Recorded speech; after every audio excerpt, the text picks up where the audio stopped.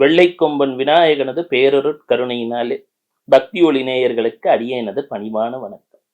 என் மனைவி மீனராசி ரேவதி நட்சத்திரம். அப்போ மாமனார் அவருக்கு துலாம் ராசி. 8ஆம் இடத்திலே குரு சென்று கொண்டிருந்தார். அப்புறம் சொன்னேன் மாமனார்கிட்ட, ஹெல்த் எல்லாம் பார்த்துக்கோங்க ஐயா, நல்ல ஹெல்த்தை பார்த்துக்கோங்க. அவர் என்னடா மாப்பிள்ளை ஏதோ பயமுடுத்துறானேன்னு என்ன ஒரு குரு குருன்னு பார்த்தார். மாப்பிள்ளை நான் நல்லா தான் மாப்பிள்ளை இருக்கேன், டெய்லி வாக்கிங் போறேன், அதே போல என்னால் முடிந்த அளவு ஏதோ தண்ணி எல்லாம் குடிக்கிறேன், இயற்கை உணவுகள் சாப்பிட்றேன்னு ஒரு லிஸ்டே சொன்னார். வயசானவங்களுக்கு நம்மளோட நல்ல ஒரு ஹெல்த் கான்சியஸ்னஸ் உண்டு. இருந்தாலும் எனக்கு தெரிந்த வகையிலே சொன்னேன்.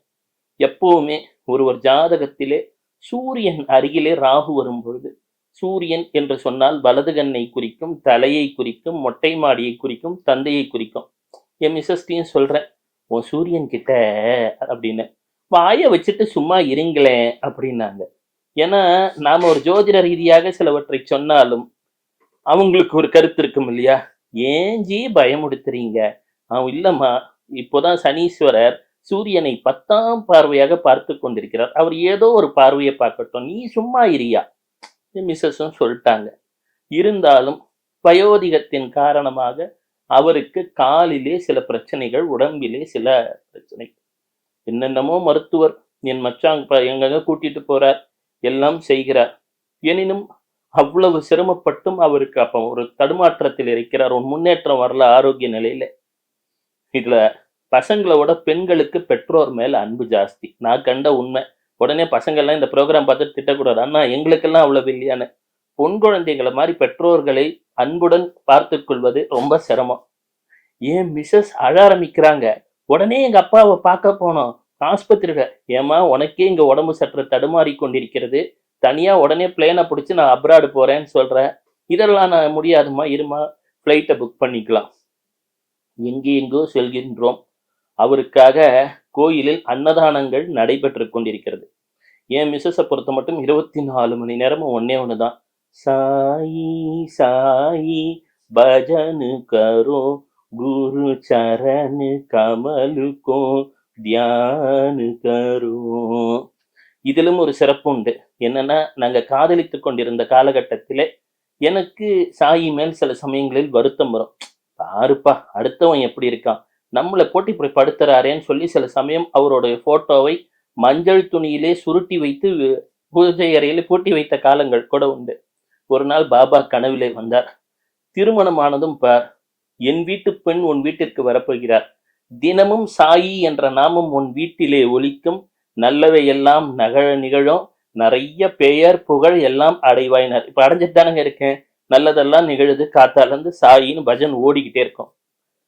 அப்புறம் எல்லாரும் சொல்றாங்க, 24 மணி நேரமும் சாயியை வழிபட்டு கொண்டிருக்கிறாரே, இவரே இப்படி கண்ணீர் விட்டு அழுது கொண்டிருக்கிறாரு.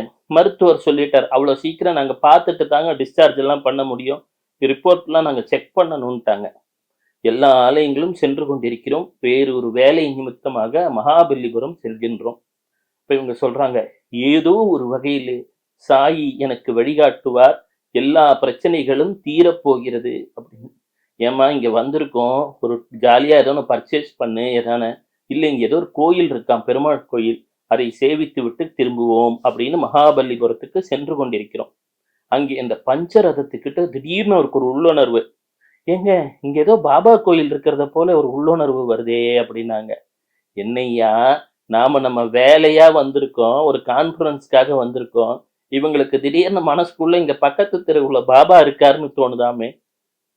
கொஞ்சம் முன்னாடி போனா வண்டி தானா ரிப்பேர் ஆகி நின்றுச்சு.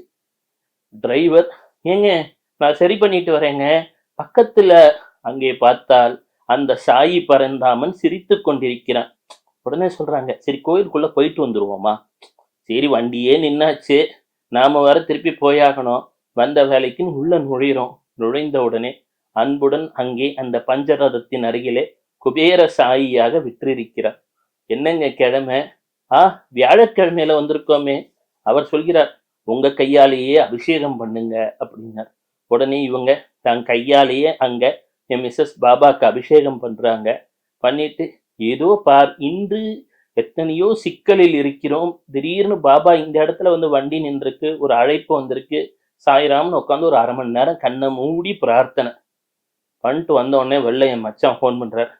ஜி, டாக்டர் சொல்லிவிட்டார், அப்பாவிற்கு ஆபத்து இல்லையா, இந்த கட்டத்தை தாண்டி விட்டார், ஏதோ ஒரு வகையிலே அந்த வீக்கம் வடிந்திருக்கிறது என்று அதிசயப்படுகிறார். ஆமாங்க, நமக்கு பிரச்சனை தீரணும்னா நமக்கு எதையெல்லாம் அதிசயம் என்று நினைக்கிறோமோ அதையெல்லாம் சர்வ சாதாரணம் என்று செய்யக்கூடியவன், அசாதாரணத்தை சாதாரணம் என்று சொல்லக்கூடியவன்.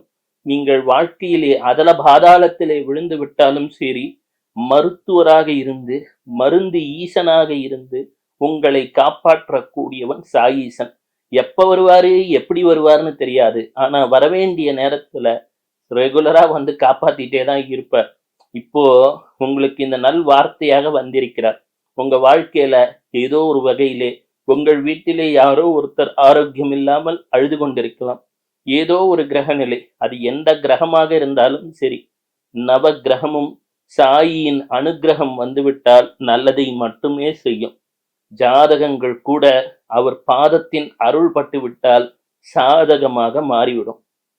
எப்பேற்பட்டவனாக இருந்தாலும் சரி, இறைவா, சாயீஷா, என்னை காப்பாத்துப்பா, என்னால என் கஷ்டத்தை தாங்க முடியல, நீதான் எங்களுக்கு ஒரு பொருளாதார முன்னேற்றத்தை தர வேண்டும், வாழ்க்கையிலே வெளிச்சத்தை தர வேண்டும், ஏதோ ஒரு வகையிலே எங்களுக்கு வந்து காப்பாற்று, கரையேற்று என்று மனதார வேண்டி விடுங்கள். உங்கள் வாழ்க்கையிலும் சாயி வந்து விட்டார். இனி வரப்போறது இல்லைங்க, வந்து விட்டார். அதனாலதான் இப்ப அவரோட பேரை கேட்டுட்டு இருக்கீங்க. அவர் மகாபலிபுரத்தில் மட்டுமல்ல, சீரடியில் மட்டுமல்ல, உங்கள் வீட்டிலும் இருக்கிறார், உங்கள் உள்ளத்திலும் இருக்கிறார், உங்கள் இல்லத்திலும் இருக்கிறார். அதனால நீங்க செய்ய வேண்டியதெல்லாம் ஒன்னே ஒண்ணுதான். எப்பொழுதெல்லாம் நேரம் கிடைக்கிறதோ வீட்டிலே சாயின் நாமத்தை ஒலிக்க செய்யுங்கள். இப்பெல்லாம் விஞ்ஞானம் வந்துருச்சுங்க, ரொம்ப சுலபம்.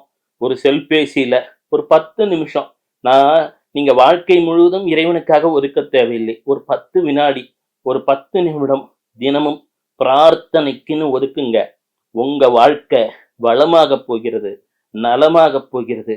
வாழ்க்கையில் பெரும் நன்மைகள் வர காத்து கிடக்கிறது. அந்த காத்து கிடப்பதனால்தான், உங்களுக்கு நல்ல நேரம் துவங்கி விட்டதுனால்தான் இப்போ சாயீஸ்வரனுடைய இந்த கருணை மிகுந்த ஒரு பெயரை கேட்டுக்கொண்டிருக்கிறீர்கள். when there is Sai there is joy. எனவே இனி துன்பம் இல்லை, நலம் நிகழப் போகிறது. உங்கள் வீட்டிலும் ஆரோக்கியம் பெருகப் போகிறது. சிவசிவா.